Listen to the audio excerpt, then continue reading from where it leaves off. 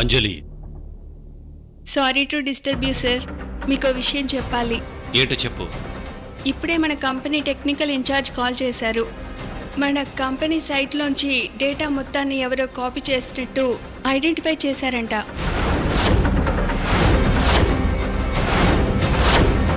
అవునా? అవును సార్. అంటే ఆ పాస్వర్డ్స్ మీకు మేడంకి తప్ప ఇంకెవరికి తెలీదు.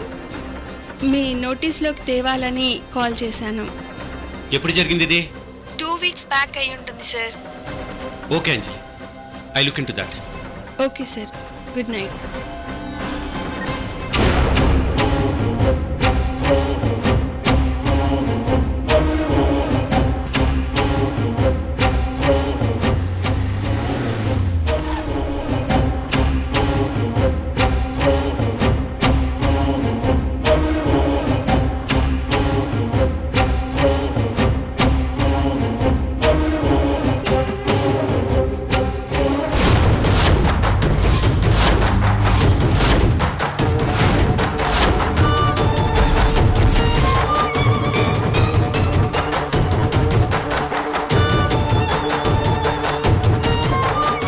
డిన్నర్ చేశారండి? ఇంకా లేదు. అయ్యో, ఇప్పుడే వస్తానుండండి.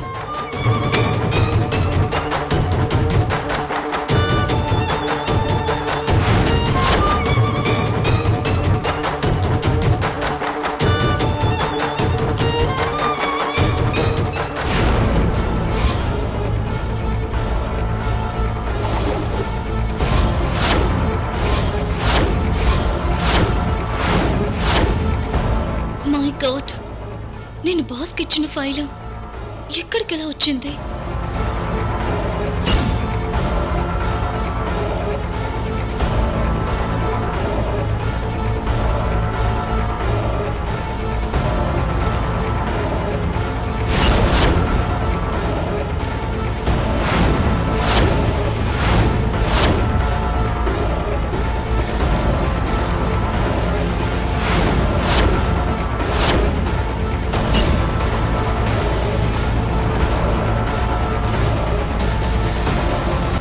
రండి వర్మ గారు, వడ్డిస్తాను. కృష్ణవేణి, ఈ ఫైల్ ఏంటి?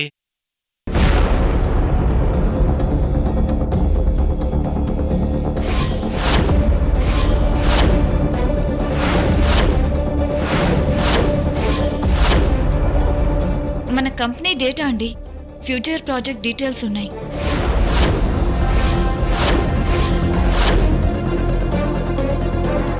ఇది నీకెలా వచ్చింది?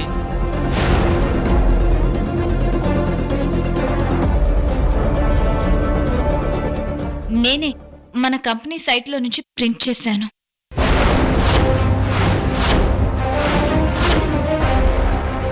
వీటితో నీకేం పని కృష్ణవేణి? కారులో వెళ్తున్నప్పుడు ఏదైనా మార్పులు చేర్పులు చేయొచ్చని నా దగ్గర పెట్టుకున్నాను.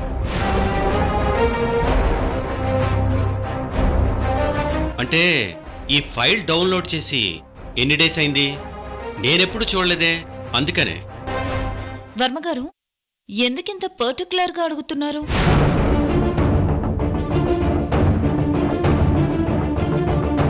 నథింగ్ కృష్ణవేణి. మన కంపెనీ సైట్లోంచి ఎవరో డేటా కాపీ చేశారని అంజలి ఫోన్ చేసి చెప్పింది.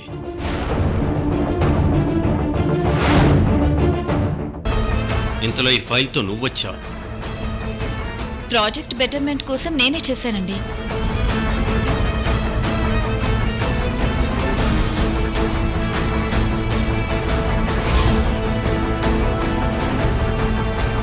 పదండి.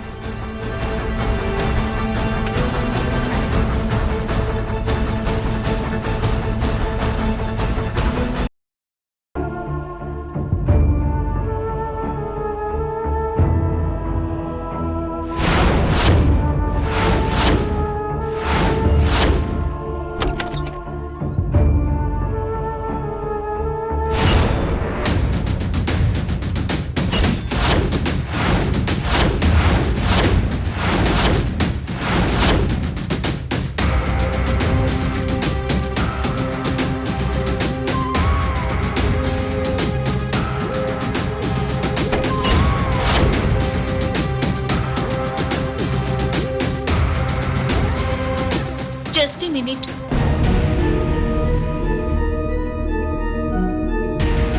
ఆ ఫైల్ నీ దగ్గరికి ఎలా వచ్చింది? మా బావ, అది మీ బాస్ ఇచ్చాడు.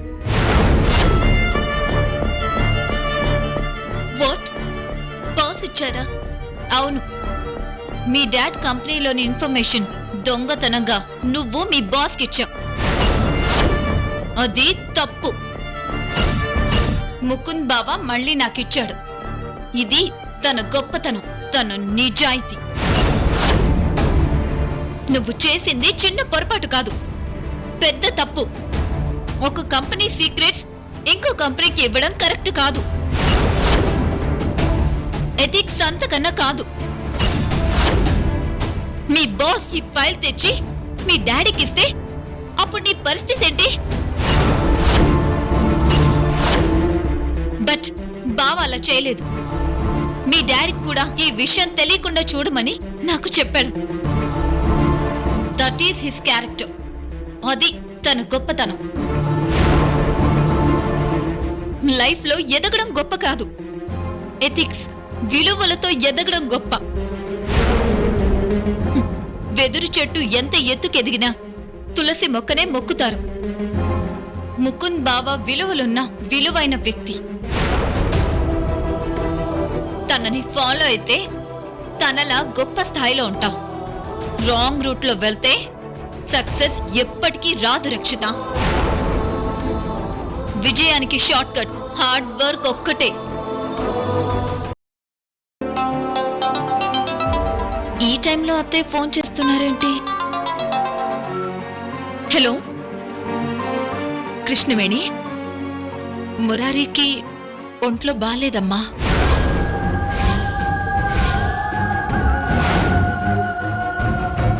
అయ్యో, ఏమైంది అత్తయ్య?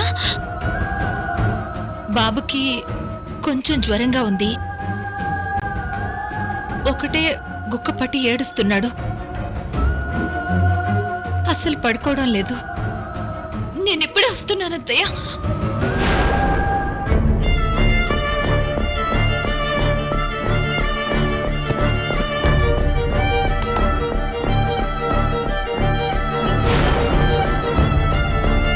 కృష్ణవేణి, కృష్ణవేణి, కృష్ణవేణి.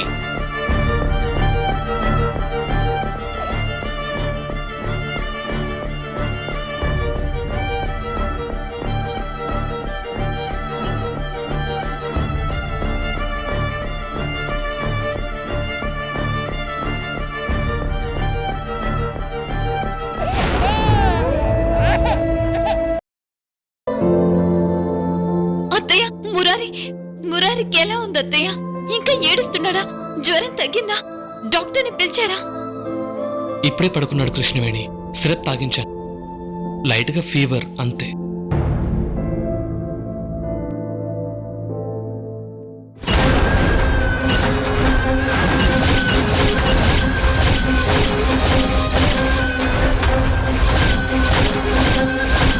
ఏంటి మావయ్య? నువ్వు ఇంటికి వెళ్ళిపో కృష్ణవేణి.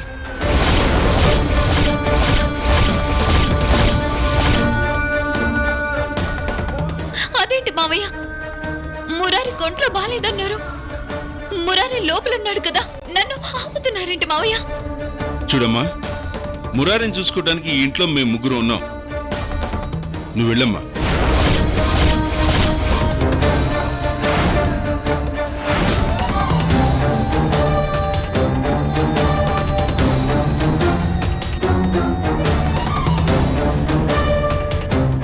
మావయ్య, ఏమంటున్నారు మీరు? ఇంకోసారి మీ అత్తయ్య గాని ముకుంద్ గాని, ఆఖరికి నేను గాని ఎవరు ఫోన్ చేసినా ఇంటికి రావద్దమ్మా.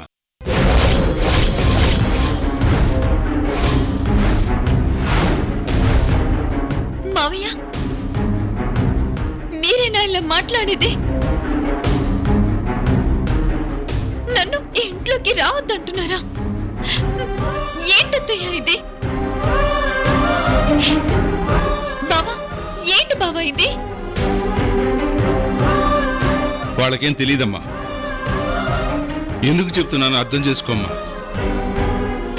ఇదంతా నీ మంచిగా చెప్తున్నాను. ఏమంటున్నారు డాడీ? ముకుంద్, నీకేం తెలీదు, నువ్వు ఊరుకో. మొన్న సంక్రాంతి పండుగకి వర్మగారు మన ఇంటికి వచ్చినప్పుడు నేను వీళ్ళిద్దరిని గమనించాను.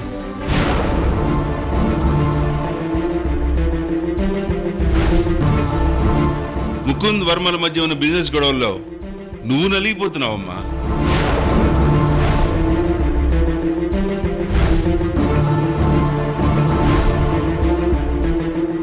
మావయ్య బానే ఉన్నాను కదా మావయ్య. వద్దమ్మా, ఇప్పటికే ఈ ఇంటికి ఎవ్వరూ చేయలేనంత త్యాగం చేశావు.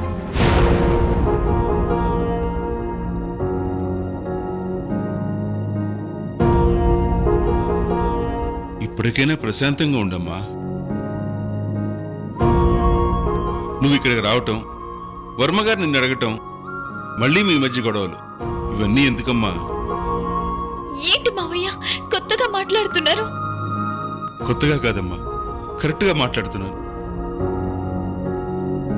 నువ్వు నిజం చెప్పు. అత్తయ్య ఫోన్ రాగానే నువ్వు వాక్కుండా వచ్చేసావు కదా, కనీసం వర్మగారికి కూడా చెప్పకుండా వచ్చావు కదా.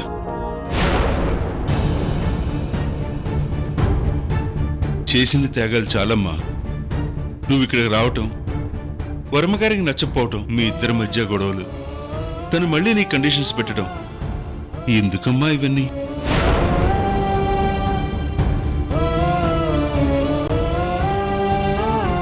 వెళ్ళమ్మా, ఈ పుట్టినిల్లు, ఈ మేనమామని మర్చిపోమ్మా.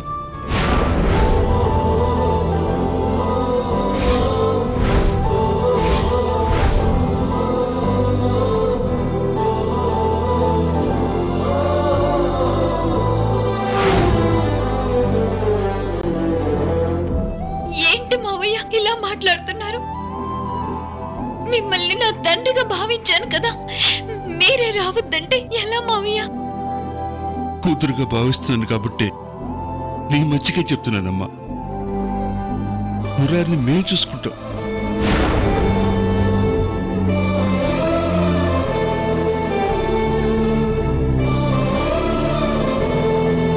వెళ్ళు కృష్ణవేణి. మావయ్య చెప్పిన దాంట్లో కూడా నిజముంది.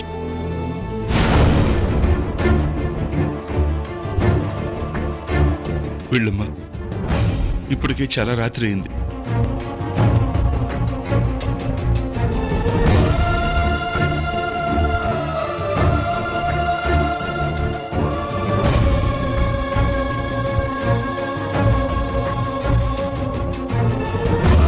ఒక్కసారి మురారిని చూసి వెళ్తాను మావయ్య. వద్దమ్మా, వాడి మీద నువ్వు పెంచుకున్న ప్రేమని ఈ క్షణం నుంచి తుంచేయమ్మా.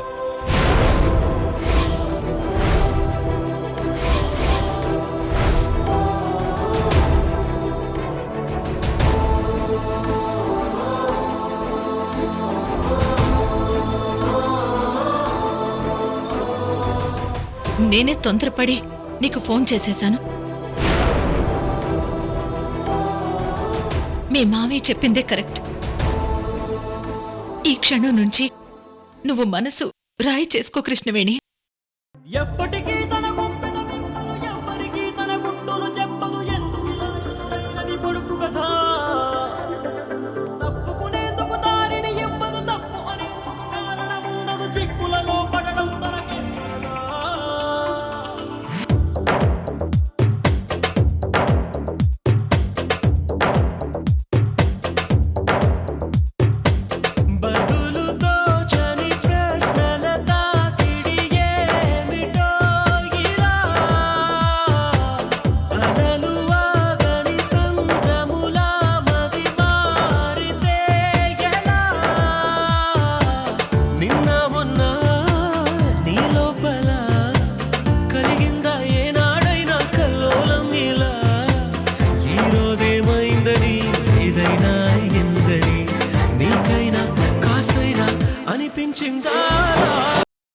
కృష్ణవేణి,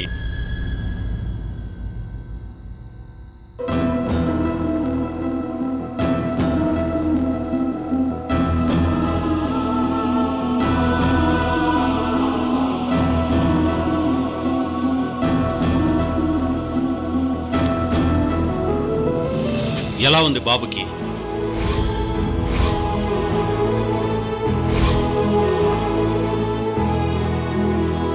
బానే ఉంది. మీకెలా తెలుసు? Just guess చేశానంతే.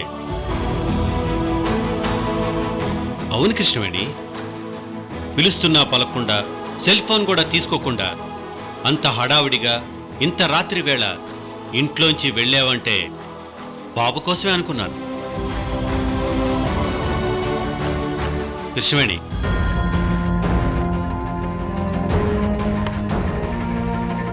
నువ్వు ఇలా ఫ్రీక్వెంట్గా అక్కడికి వెళ్ళడం నాకెందుకో నచ్చట్లేదు కృష్ణవేణి.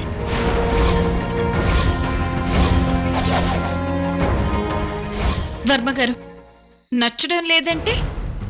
నచ్చటం లేదు అంటే నాకు నచ్చట్లేదు అంతే. నువ్వెక్కడికి వెళ్తున్నావని నేను అడగట్లేదు, నువ్వు నాకు చెప్పడం లేదు. నువ్వు రెస్టారెంట్లో ముకుందుని కలిశావు, ఎందుకని నేను అడగలేదు, నువ్వు నాకు చెప్పలేదు.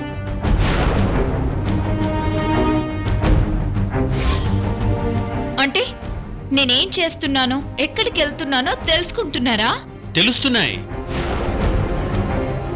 కృష్ణవేణి, నేను తెలుసుకోవడం లేదు, అవే తెలుస్తున్నాయి. నువ్వు జస్ట్ కృష్ణవేణివి కావు, మిస్సెస్ వర్మ కృష్ణవేణివి.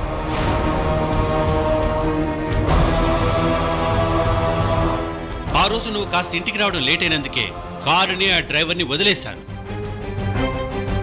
నీ సేఫ్టీ కూడా చూసుకో కృష్ణవేణి. నా మనసులో బాధ అర్థం చేసుకో. నువ్వు ఇబ్బంది పడకు, నన్ను ఇబ్బంది పెట్టకు. మన పెళ్లి రోజున నేను మీకేం చెప్పానో అదే మాటకి ఇప్పటికీ కట్టుబడున్నాను. బహుశా మీరు మర్చిపోయారేమో కానీ నేను మర్చిపోలేదు.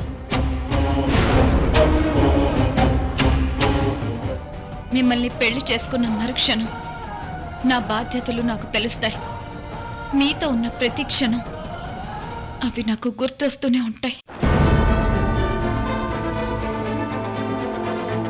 వర్మ మిస్సెస్ గాని ఈ ఇంటి గడప దాటుతాను. మళ్ళీ వర్మ మిస్సెస్ గాని ఈ ఇంట్లోకి అడుగు పెడతాను. నిప్పుకి చెదలు పట్టదని తెలుసుకోండి వర్మ గారు.